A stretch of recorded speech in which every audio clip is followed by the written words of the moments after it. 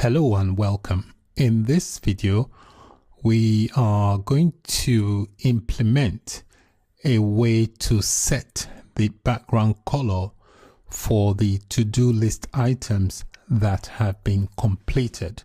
So we're going to implement this inside our HTML template. The way to do this, basically, we want to modify the CSS so that it shows a different color for items that have been completed. We've already got a CSS class for that. We just need to implement it into the template. And the way to do that is to add an if statement. The if statement will determine if an item has been completed or not.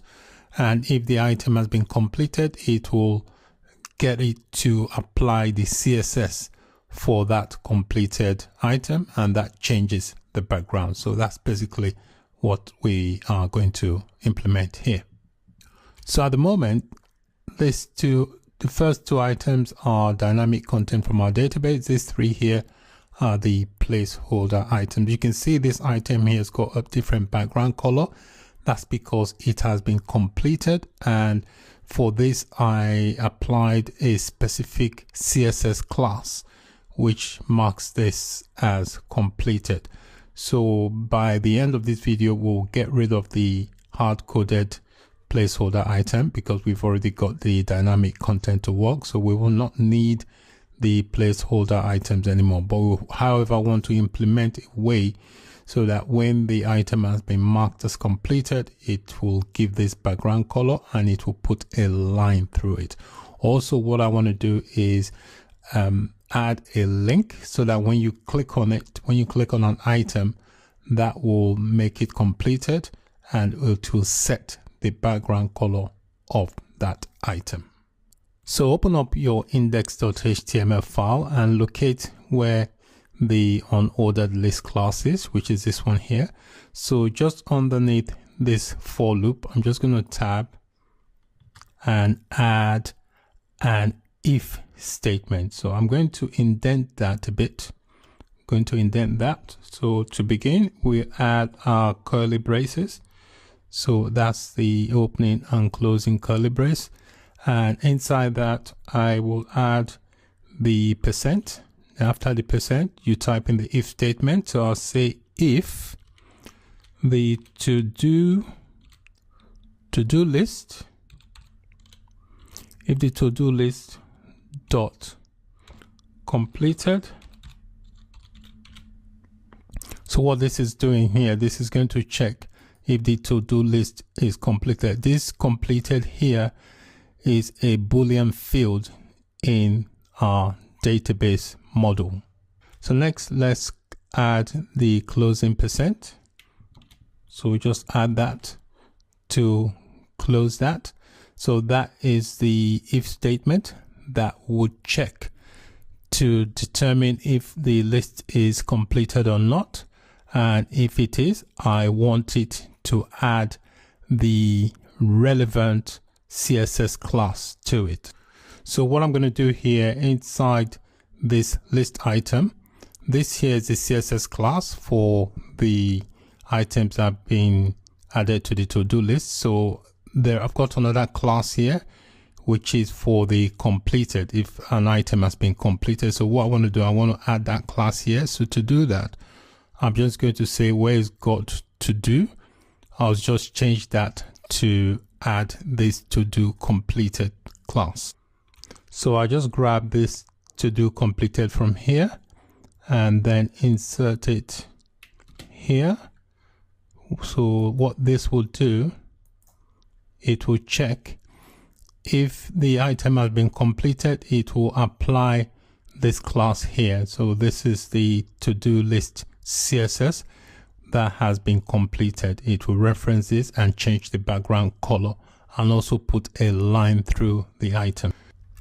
When you implement an if statement, you also have to add an else block. That means if this condition is not true, we want another thing to happen. So if he checks and sees that the items have been completed, it will apply this CSS class to it. However, we want a situation where if the item has not been completed, we want a different thing to happen. So to do that, we need to add what they call an else block. So I'm just going to tab down and add an else block. So to do that, you do curly braces again, you do the %, and then you type in else and then a %. So basically what I'm saying here, if that condition is not true, we want it to just display the items. We also want to add a link that you can click on, and when you click on the link, it will mark the item as complete. So what I'm going to do, I'm just copying this bit here and I will paste it underneath the else block here. I just tab and paste that there, and I'll just remove this class, okay, because that class is only applicable if the item has been completed. We no longer need the placeholder items because we've got the dynamic content coming from the database now. So I can get rid of these placeholder ones, which are these 3 here. We just get rid of them. We don't need them now because we are now pulling directly from the database. So in this else block here, I want to add a link. Okay, so to add the link, you do left angle bracket, you use the anchor tag to add a link. So you do href and do equals to, and then in between the double quote we add a hash. This is because the link I've not specified where the link should go yet. That's why I've got it like that. And then I'll close the opening. So that's the opening anchor tag. So I'll put the closing one just here at the end of my list item.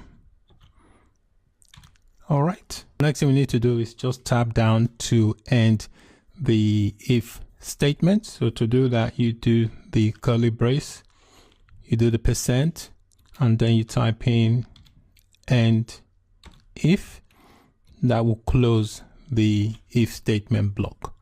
And this one here is for the for loop. So once you've done that, just save your work.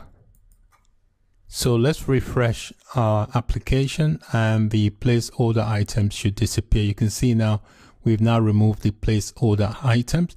That's because we are now able to pull data from our database. And you can see here the link I've added. So the idea of the link is that if you want to mark an item as completed, you click on it and it will mark that item as completed. So if I click on this now, you can see nothing happens because the link has not been implemented to do anything yet. In this video, we were able to remove the placeholder items because we are not able to pull data directly from the database. I also implemented an if statement, which will check if an item has been completed. If an item has been completed, it will put a line through the item and change the background color. And we can see here we've got links. Although the link is implemented, I've not specified where the link should go here. You can see the link here is just a hash symbol, so it's not going anywhere. Eventually, as the course progresses, I'll need to specify a URL for the link to go to when it is clicked on. So in subsequent videos, we'll implement the function inside our view that will be responsible for what happens when you click on the link. So that's it for this video. Thanks for watching. Bye for now.